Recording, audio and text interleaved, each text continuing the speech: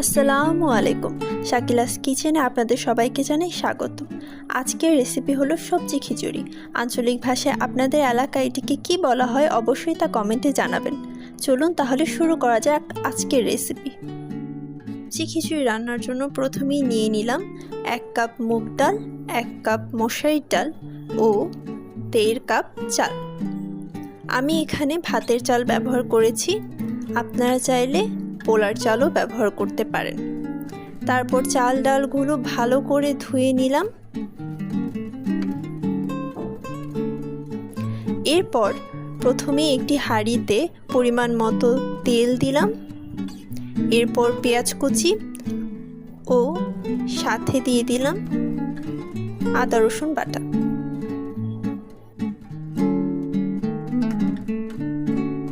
এরপর পরিমাণ মতো দিয়ে দিলাম লবণ। এখন হলুদ, মরিচ, ধনিয়া, জিরা গুঁড়া মশলা দিয়ে একটুখানি নাড়াচাড়া করে নিলাম। রাখা চাল ডালগুলো দিয়ে দিলাম।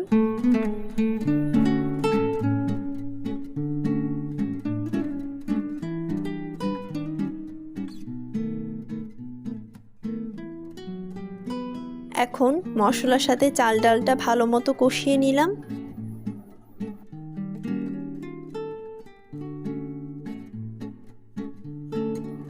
এরপর আমি আমার পছন্দ মতো সবজিগুলো দিয়ে দিলাম।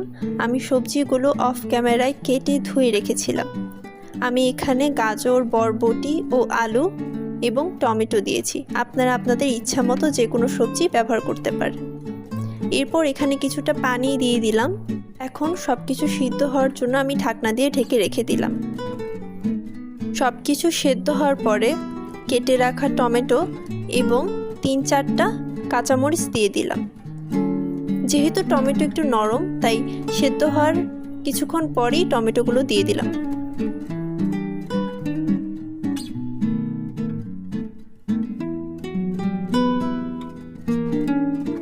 এর কিছুক্ষণ পরে আমি দিয়ে দিলাম পেঁয়াজ বেরেস্তা ও ঘি। এই উপকরণ ব্যবহারের ফলে খিচুড়ির টেস্ট আরও দ্বিগুণ বেড়ে যায়।